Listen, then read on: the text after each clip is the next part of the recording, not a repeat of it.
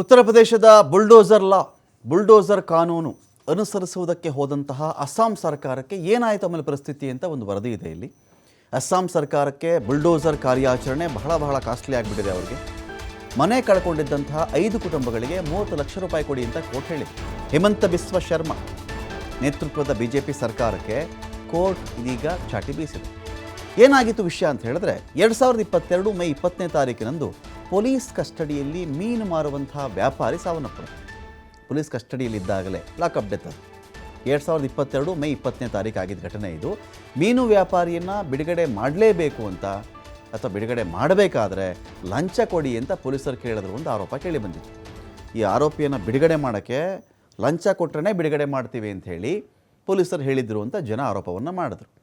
ಪೊಲೀಸರು ಏನು ಕೇಳಿದ್ರು ಲಂಚ ಅಂದರೆ 10,000 ರೂಪಾಯಿ ದುಡ್ಡು ಕೊಡಿ, ಬಾತುಕೋಳಿ ಕೊಡಿ ಅಂತ ಕೇಳಿದರು ಅಂತ. ಪೊಲೀಸರು 10,000 ರೂಪಾಯಿ ಲಂಚ ಪ್ಲಸ್ ಬಾತುಕೋಳಿನೂ ನಮಗೆ ಬೇಕು ಅಂತ ಕೇಳಿದರು ಅಂತ ಆರೋಪ ಬಂದಿತ್ತು ಅವತ್ತಿಗೆ.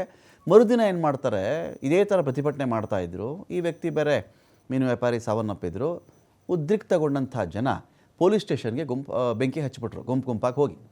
ಮೇ 22ನೇ ತಾರೀಕು ಏನು ಮಾಡ್ತಾರೆ, ಈ ಯಾರ್ಯಾರು ಆರೋಪಿಗಳು ಉತ್ತರ ಪ್ರದೇಶದ ಬುಲ್ಡೋಸರ್ ಲಾ ಇದೆಯಲ್ಲ, ಬುಲ್ಡೋಸರ್ ಕಾನೂನು, ಯಾರು ಇಂಥ ಕೆಲಸ ಮಾಡ್ತಾರೋ ಅವ್ರ ಮನೆಗಳಿಗೆ ನುಗ್ಗಿ ಅವರು ಸ್ಥಳೀಯ ಪಾಲಿಕೆಯ ಸ್ಥಳೀಯ ಸಂಸ್ಥೆಯ ರೂಲೆಲ್ಲ ಬ್ರೇಕ್ ಮಾಡಿ ಮನೆ ಕಟ್ಟಿಬಿಟ್ಟಿದ್ರು. ಈ ಕಡೆ ವೈಲೇಷನ್ ಆಗಿತ್ತು, ಅಕ್ವೈರ್ ಮಾಡ್ಕೊಂಡ್ಬಿಟ್ಟಿದ್ರು, ಒತ್ತುವರಿ ಮಾಡ್ಕೊಂಡ್ಬಿಟ್ಟಿದ್ರು, ಈ ಥರದ್ದು ಏನೋ ಒಂದು ಹೇಳಿಬಿಟ್ಟು ಮನೆ ಧ್ವಂಸ ಮಾಡುವಂಥ ಒಂದು ಲಾ ಇದೆಯಲ್ಲ ಉತ್ತರ ಪ್ರದೇಶದಲ್ಲಿ, ಅದು ಅಲಿಖಿತ ನಿಯಮ. ಅದೇ ತರಹದ ಒಂದು ಲಾನ್ ಏನು ಮಾಡ್ತಾರೆ ಇವರು, ಇಂಪ್ಲಿಮೆಂಟ್ ಮಾಡ್ಕೊಂಡ್ಬಿಡ್ತಾರೆ. ಇಲ್ಲಿ ಮೇ 22ಕ್ಕೆ ಹೋದರು. ಇದ್ದಕ್ಕಿದ್ದಂತೆ ಯಾವ್ಯಾವುದು ಶೆಡ್ ಇತ್ತೋ ಮನೆ ಇತ್ತೋ ಎಲ್ಲವನ್ನೂ ಕೂಡ ಧ್ವಂಸ ಮಾಡಾಕ್ತಾರೆ. ಇದರಲ್ಲಿ ಏನಾಗಿತ್ತು ಅಂದರೆ 2 ಮಾತ್ರ ಕಾಂಕ್ರೀಟ್ ಮನೆ, 4 ಶೀಟ್ ಮನೆಗಳಿತ್ತು. 2 ಕಾಂಕ್ರೀಟ್ ಮನೆ, 4 ಶೀಟ್ ಮನೆಗಳಿತ್ತು, ಧ್ವಂಸ ಮಾಡಾಕಿದ್ರು.